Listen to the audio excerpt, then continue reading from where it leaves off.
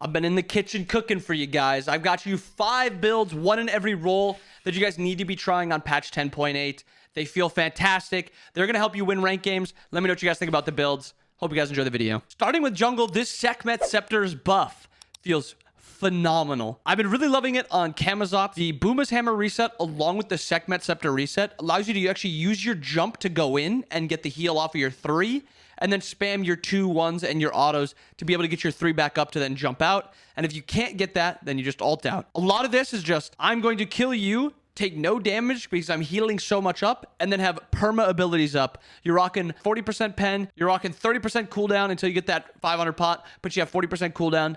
Very strong. You could also run this kind of in solo lane if you want. I think Sekhmet is slightly better as a jungle item, but I think it can have a lot of value in solo lane on like a Raven, on a Guan, on a Naja, Kama even. I'm just going to stick with Sekhmet's only in the jungle because I don't want to make the builds boring and just do, oh, try Sekhmet's jungle, Sekhmet's mid, Sekhmet's solo. Sekhmet's will be good in any role, but this is the build that I would recommend for you guys in jungle. Next up, are we too surprised? I'm recommending Alma with the newly buffed Berserkers and Shogun's Kusari. Alma also received a buff a couple patches ago, bringing her cooldown on her dash down. Obviously, you're going Warrior's Axe. You're going to be leveling it up into Axe of Animosity. Golden Blade into Berserker's Shoguns. Such a powerful spike. Archdruid, so if you're taking a little bit too much damage, you can now just explode that onto the enemy for a big burst. And Spirit's Robe, if you ever get CC'd, you'll stop getting CC'd nearly instantly. I would still recommend Beads and Teleport on this character. It allows her to sprint around the map, power farm, and be uber safe if she ever tries to get ganked.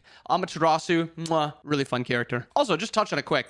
She's got some of the best skins in the game. Alma, 10 out of 10. To no surprise, we're going to be skipping the Guardian / supports and going to a Mage support. I think Hell with the Lono's Mask buff feels great. What's the biggest change between Lono's Mask before and Lono's Mask now? You get the Lono's Mask benefit so much faster than you did before.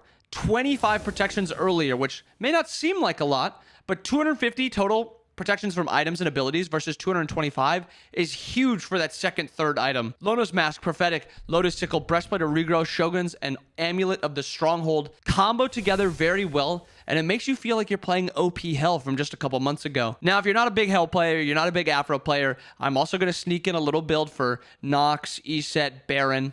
I really like Lono's into Prophetic currently, and then just go Sov, Binding, Shoguns, Reverend Pridwin. You'll be at 40% cooldown with this build, 40% cooldown with this build also. Just a slightly different variety, slightly different style. So if you guys are interested in trying Lono's Mask, there's a few different gods for you guys to try it with. Now, again, I want to say I think Mask on Mages feels really good right now, but I'm still not a big fan of Mask on Assassins. I can't tell if it's the Mask that's the problem or if it's just Assassin supports that are the problem. I think it's just Assassin supports feel really, really bad.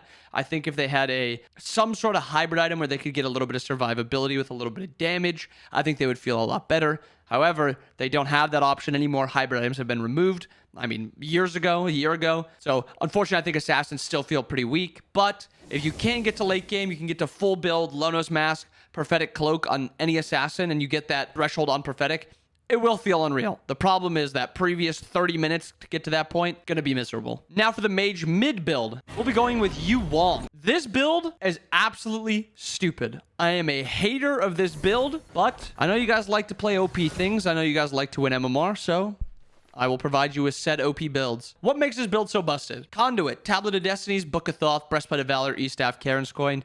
Nearly in this order. If they don't have a ton of physical damage, you could trade this out for something else like a Mirrodin maybe if you want to do a little bit more damage to their backline. Deso if you want the cooldown resets. However, going from Conduit into Gem of Focus feels phenomenal on a build with Tablet. This is damage increase. This increases your Tablet damage and it increases all other power damage across your entire build.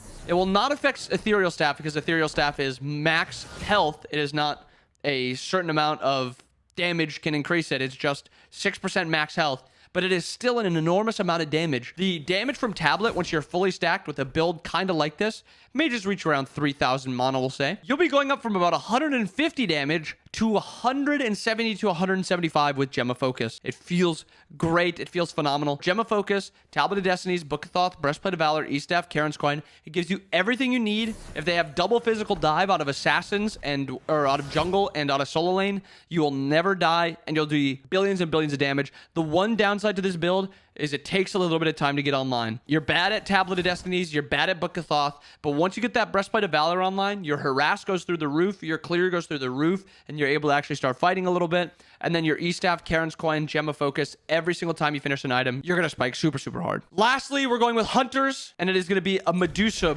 one. Now, the Medusa buff did not change as much as I was hoping for. I was really hoping the 2 buff would allow her to kill the archers. Unfortunately, at most points in the game, it still does not do it.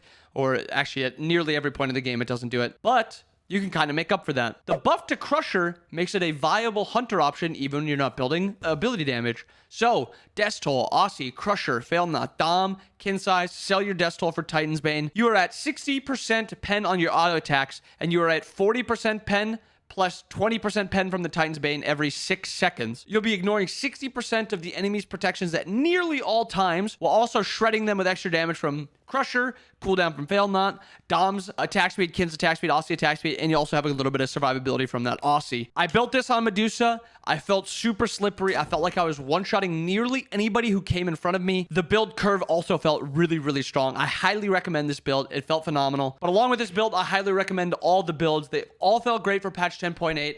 I hope you guys enjoyed the video. I hope you guys have a wonderful rest of your day. Is there any build you guys have been trying that you think are uber strong in 10.8? Put them in the comments below. Maybe I'll reply to one and be like, yeah, this build, you're cooking. And then for some of you, maybe you're burning something and you got to put it away. And, you know, I'm going to have to call you out if it's trash. I'll be the judge of that.